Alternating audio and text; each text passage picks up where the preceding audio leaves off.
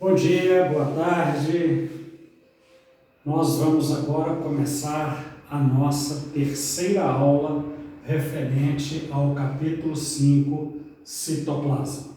Observe que essa terceira aula, ela vai começar com aquele desenho que eu apresentei na segunda aula. Porque, como eu disse para vocês, a minha última fala no vídeo passado é que a célula funciona como uma linha de produção. Então, nós vamos hoje entender um pouco mais dessa linha de produção. Bom, nós vamos falar hoje de corpúsculos membranosos também. São todos eles constituídos de membrana, contendo no seu interior substâncias expressivas para a função de cada um. Essas estruturas que nós vamos trabalhar hoje, todas elas são liberadas aqui do complexo de Golgi. Lembre-se, o retículo endoplasmático rugoso produz proteínas. Essas proteínas vêm aqui para o complexo de Golgi e aqui no complexo de Golgi elas são armazenadas dentro de vesículas membranosas e saem daqui do complexo Golgi com funções variadas.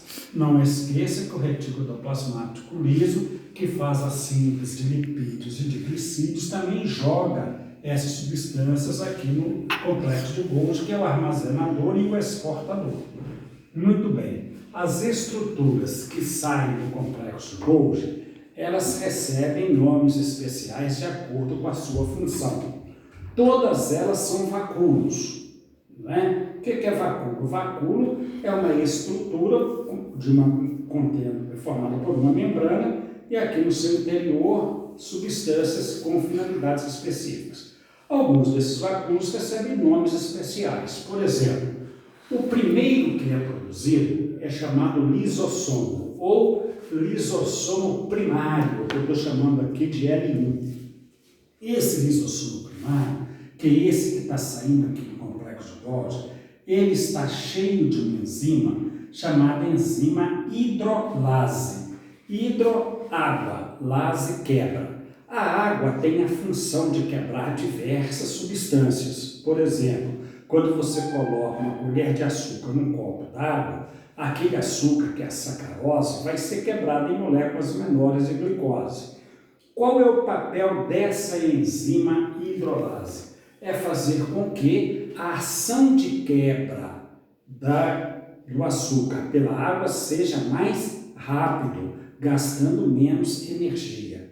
Então, nós dizemos que essa enzima é uma enzima digestiva. E aí a gente diz que a principal função do lisossomo é a digestão intracelular. Então, está aqui o lisossomo 1. Esse lisossomo 1, ele vai, a partir daí, formar outras estruturas que nós vamos chamar de lisossomo 2 e que recebem nomes especiais. Quais são os lisossomos 2 que recebem nomes especiais? O vacúolo digestivo, o vacúolo autofágico, o vacúolo pulsátil, o vacúolo sucocelular e um outro que recebe o nome especial de peroxissomo. Vamos falar o que é cada um deles. O que é vacúolo digestivo? O próprio nome indica, vai fazer a digestão. Vai fazer a digestão de quê? Quando nós estudamos a membrana, e que nós estudamos o transporte através da membrana, lá na forma que a membrana ingere grandes moléculas, nós aprendemos dois termos, fagocitose e pinocitose. O que é a fagocitose? A fagocitose é quando a célula engloba uma partícula sólida, uma partícula grande. E a pinocitose quando é uma partícula pequena. Então, nessa estrutura aqui eu estou representando uma fagocitose e uma pinocitose. Quando essa substância penetra aqui na célula, forma-se uma estrutura membranosa em volta dela, que nós vamos chamar isso aqui de pinossomo ou fagossomo, de acordo com aquilo da forma que foi ingerida. Se foi pinocitose, pinossomo. Se foi fagocitose, fagossomo. O lisossomo 1 caminha até essa substância substância que a célula ingeriu envolve essa substância para poder digeri-la, para poder quebrá-la.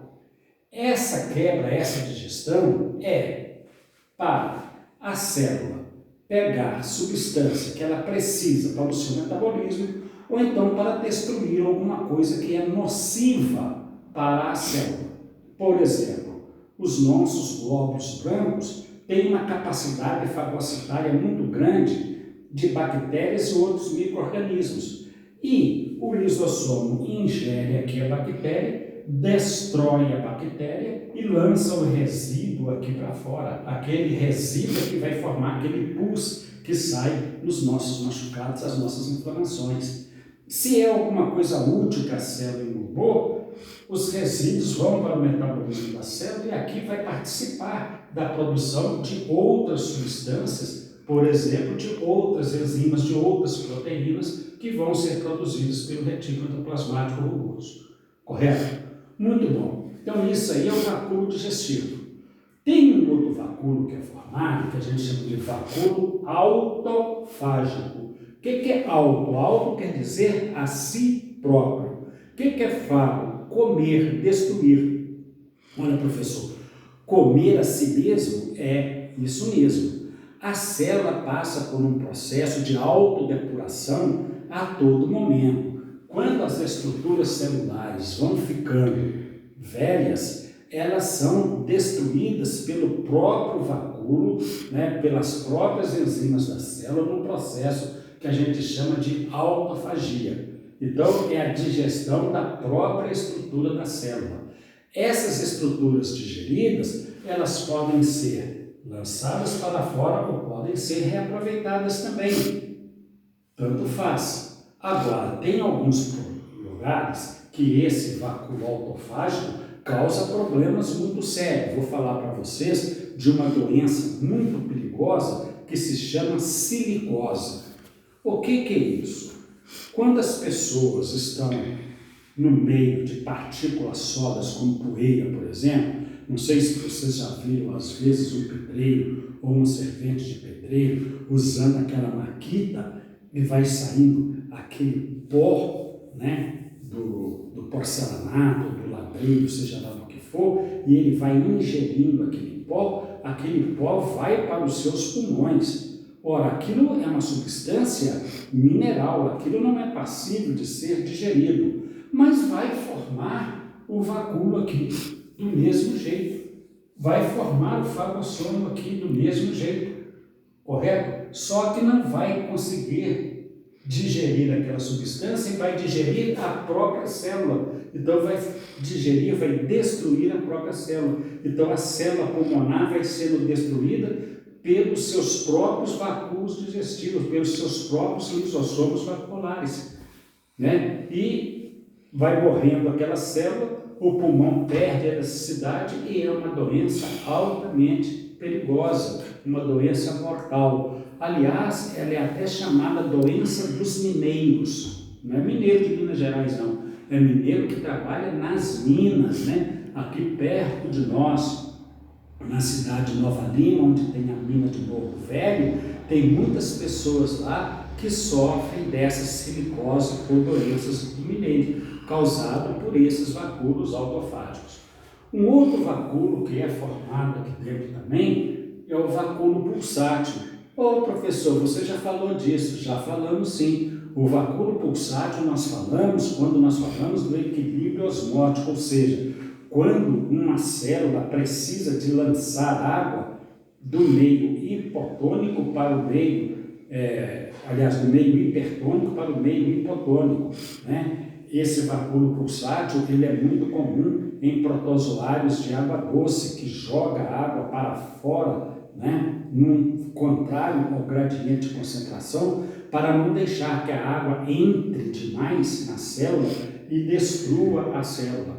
Então, esse vacúolo pulsátil, ele tem a função de garantir o equilíbrio osmótico da célula, para que a célula sempre fique num processo mais isotônico, O outro vacúolo que eu vou falar é o vacúolo de suco celular. Esse é o vacúolo que vocês mais conhecem, Quando você pega uma laranja ou uma mexerica e vai chupar, né, aquele líquido gostoso, aquele caldo gostoso que a gente toma diretamente da fruta ou que faz o suco, ele está guardado onde? Nesse vácuo de suco celular que às vezes toma quase que 90% do volume da célula, né? Seja ele mais líquido, como na laranja, como no tomate, como na mexerica, ou às vezes numa batata, quando ele está guardando ali um punhado de outras substâncias, como o amido, por exemplo, aí ele vai ter um nome especial, né? Então isso aí é o vacúolo de suco celular, ele guarda diversas substâncias no interior da célula. E o outra estrutura recebe o nome especial de peroxissomo.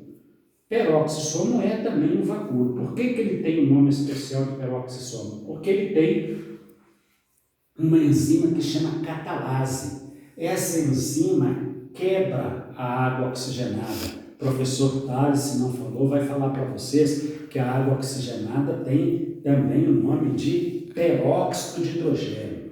Era uma nomenclatura mais antiga, mas ainda ficou aí, né? Então, essa enzima catalase ou peroxidase é que degrada a água oxigenada, né? A água oxigenada, ela é muitas vezes subproduto da oxidação das gorduras no interior da célula. Então, as nossas células têm essa peroxidase, têm essa catalase. É por isso que quando você coloca água oxigenada no machucado, ela ferve.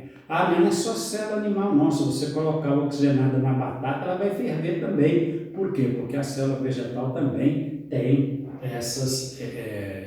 esse peroxissomo cheio da enzima catalase. Então, assim a gente encerra essa terceira aula, correto? Muito obrigado pela atenção e até a próxima aula, se Deus quiser.